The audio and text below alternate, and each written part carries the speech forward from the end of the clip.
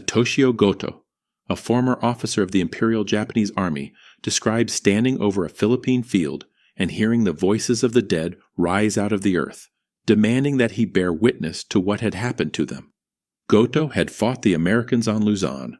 Most of the men in his unit did not survive that fighting. He did. By the time he stood at that field, the shooting had been over for months. But the dead had not finished speaking to him. The men beneath that ground had done exactly what the Imperial Japanese Army required of them. Goto had not. And now it was the Americans, the enemy he had been trained to fear and taught to despise, who decided how those men would be remembered. Goto was not a stranger to this war processed from the outside.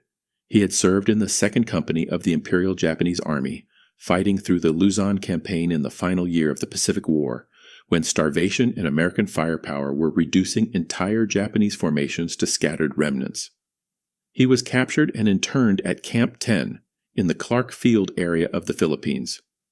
The men he had fought beside were largely gone. He was one of the ones left standing, and in the logic of the army he had served, that fact alone made him something less than a soldier. But the part he continued to return to, decades later, was not simply how his comrades had died. It was what the enemy had done with them afterward. This is not a story about kind Americans and grateful Japanese prisoners. American troops in the Pacific did unforgivable things to Japanese bodies, pried gold teeth from the mouths of the dead and dying, mailed skulls home as souvenirs, let tanks grind corpses into sand. That happened, and it is not incidental to this story. It is also true that, a few miles behind those same front lines, American military bureaucracy fingerprinted the dead, logged their locations on grid coordinates, and buried them under painted white crosses. Both of these things are documented. Both of them happened to the same war, sometimes to the same men. The question is not whether Americans were always merciful. They weren't. The question is why a Japanese prisoner, watching the killing stop and the paperwork begin, could not put down what he saw. To understand that, you have to understand what he had been told death was supposed to mean. In January 1941, Japan's War Minister, Hideki Tojo, issued the Senjinkun, the Field Service Code, to every soldier in the Imperial Army. Among its instructions was a single sentence that would outlive the war itself in the minds of the men who carried it. Do not live to suffer the humiliation of being taken prisoner. This was not phrased as advice, it was doctrine, distributed to an entire military as the line between honor and its absence. Under that doctrine, capture did not simply mean defeat, it meant erasure. A man who surrendered became mikumori, the living dead. Not wounded, not delayed. Dead in every sense that mattered to his nation, his family, and his own place in the world, while his body continued, inconveniently, to breathe. His family could face ostracism in their home village. His name could be spoken of the way you speak of someone already gone. The alternative, the sanctioned alternative, was gyokusai, the shattered jewel, death in battle, banzai charges into machine gun fire, a grenade held against the chest, rather than a rifle raised in surrender. By that arithmetic, the men lying in the mud around Goto had done what was asked of them. They had become jewels, shattered cleanly. Goto had not shattered. He had lived. And in the framework that had built him as a soldier, that made him the failure in the story, not the survivor of it. Then the battle ended, and the Americans took the ground. And with the ground, they took the dead. Nowhere does this collision show up more starkly than on Attu in the Aleutians in May of 1943, after a final, doomed banzai charge wiped out most of what remained of Japan's Northern Army garrison. 351 Japanese dead lay across frozen volcanic terrain. The 7th Infantry Division's Graves registration teams moved in behind the fighting. War correspondent Robert L. Sherrod watched them work, and what he described was neither butchery nor reverence. It was procedure. Bulldozers plowed back and forth until a trench 7 feet deep had been carved from the earth. Then, inside that collective grave, soldiers went back in with shovels and scooped out smaller 1-foot-deep hollows so that, in Sherrod's words, each man could lie separately from the next, with 7 of his comrades. Before the bodies went into the ground at all, they were searched. Documents and diaries were pulled and routed to intelligence officers. Identification was attempted from paybooks and letters. Where decomposition made that impossible, GRS units resorted to fingerprinting corpses, a practice already established after the fighting on Guadalcanal. The Americans did not simply bury the men on Attu, they processed them first. Then, over the noise of idling bulldozer engines, 3 American chaplains stood at the edge of that mass grave and sang Rock of Ages for men who had tried to kill them the day before. This was not an isolated act of sentiment. It was the visible edge of a system.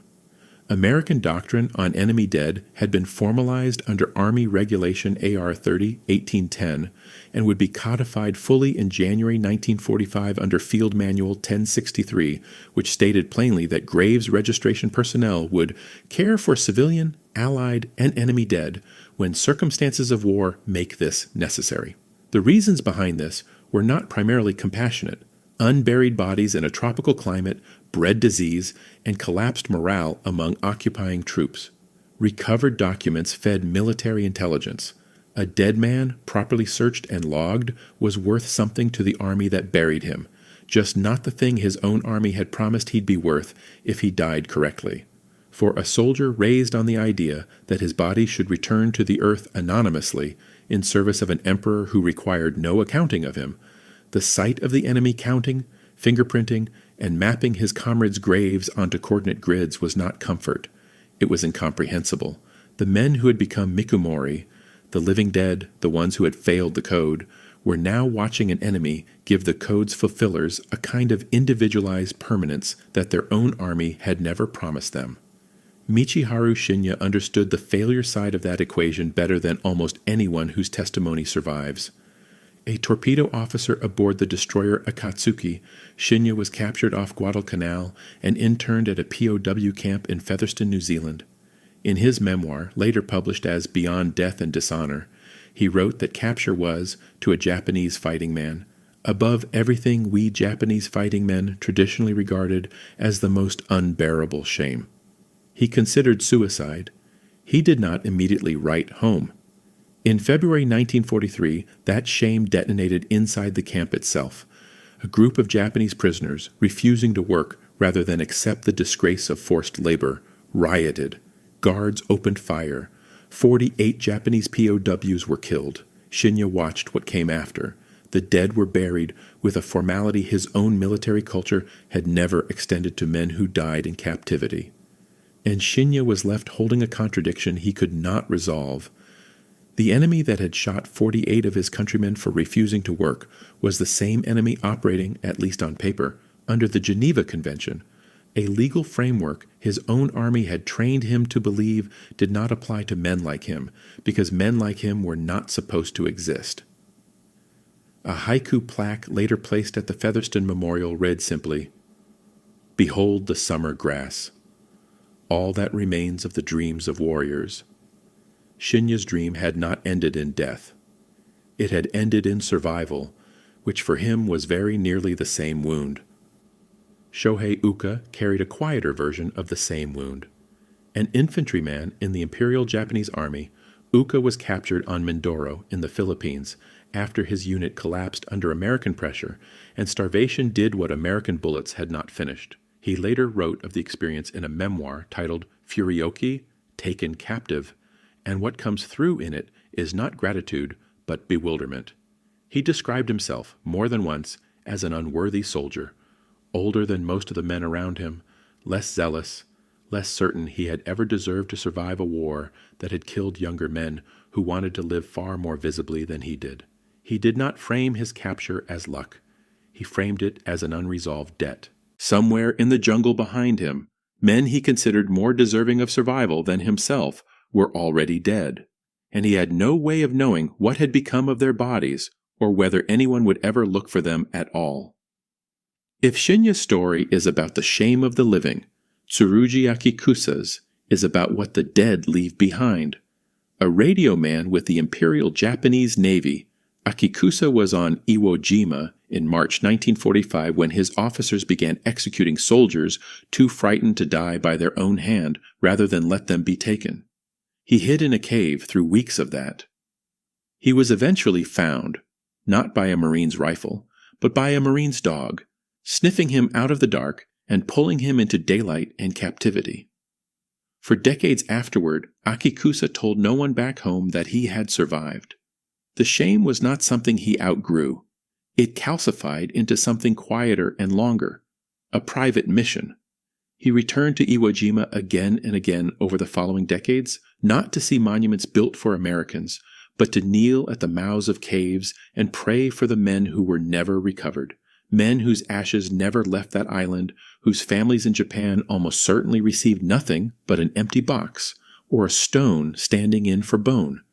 Japanese funerary tradition placed enormous spiritual weight on the return of ikatsu, ashes and bone fragments, for enshrinement at Yasukuni, a grave dug by an American bulldozer on foreign coral, however carefully mapped, could not do what a hearth in Japan could do.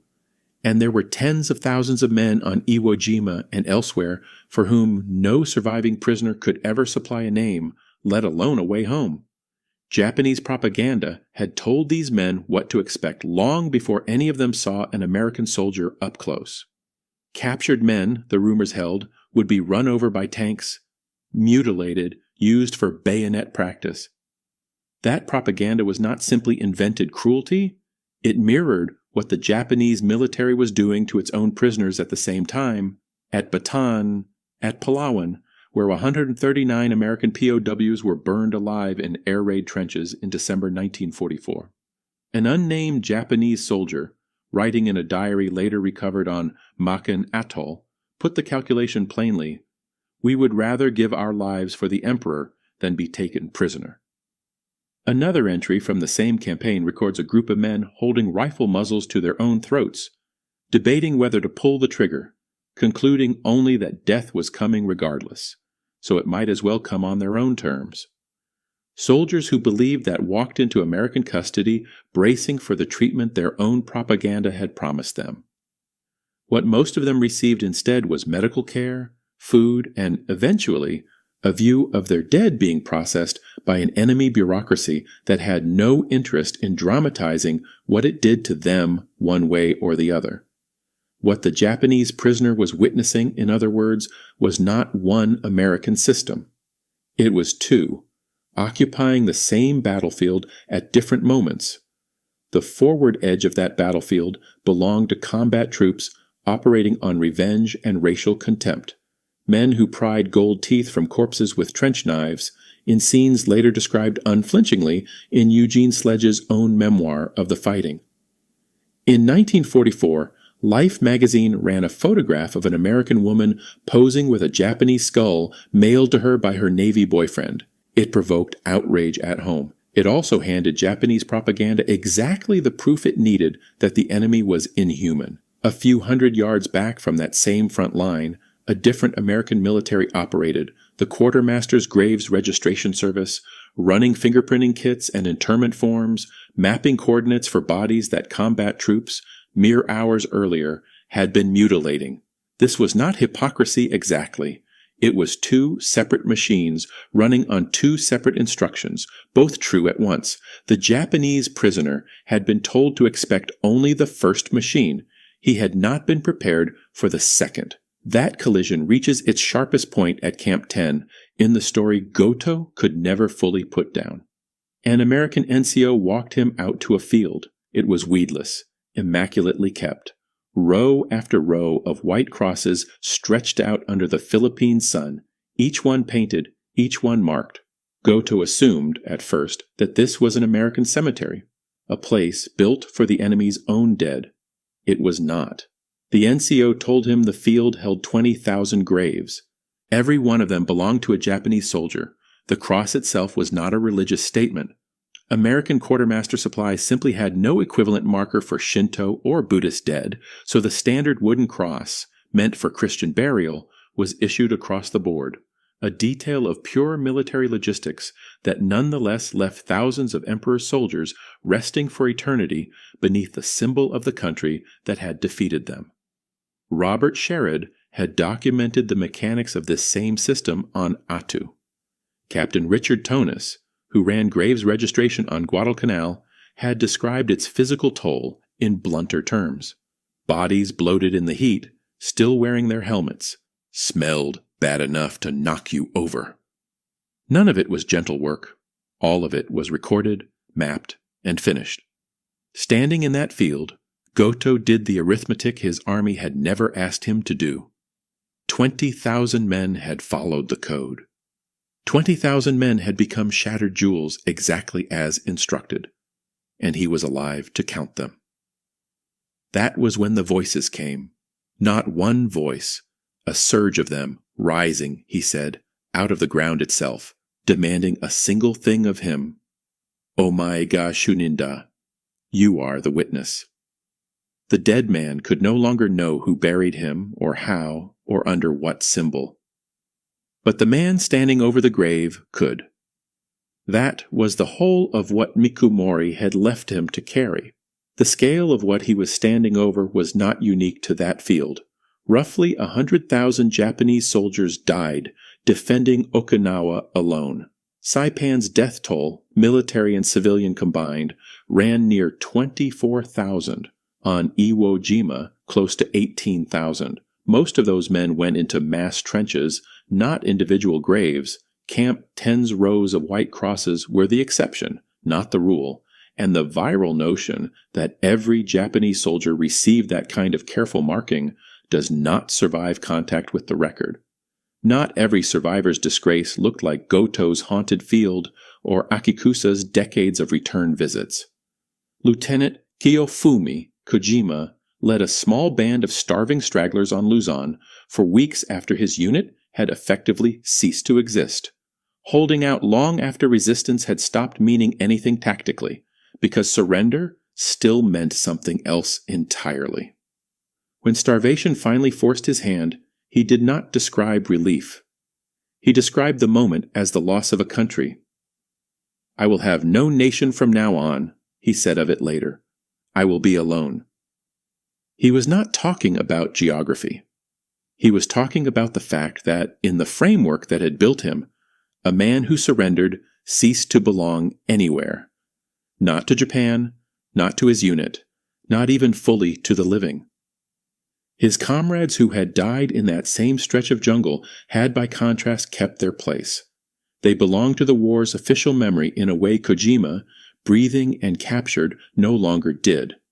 In the years after the surrender, the United States began consolidating its temporary Pacific cemeteries, moving recovered remains toward permanent sites like the one at Manila. And in 1952, Japan's own Ministry of Health and Welfare began what became a decades-long, still ongoing project. Ikotsu Shushu, the bone-collecting missions, sending teams back to the same islands to recover what the war had left behind. In 1959, Tokyo built the Chidoriga-Fuchi National Cemetery specifically to hold remains that could never be identified. Bones without names. Names without bones. Goto went home to Japan. He did not simply carry his memory of that field quietly. He wrote it down. The walk out to the crosses, the moment he understood what he was looking at, the voices that would not let him set the memory aside. He had entered captivity believing he had failed the only test that mattered. He left it having become the one thing his dead comrades could never be again, someone able to speak for them. Mikumori had meant erasure. By the time Goto finished his account, it meant something closer to duty, the obligation of the man who lived to say what happened to the men who didn't. The ground he stood on is still there. Most of the men beneath it were never returned home.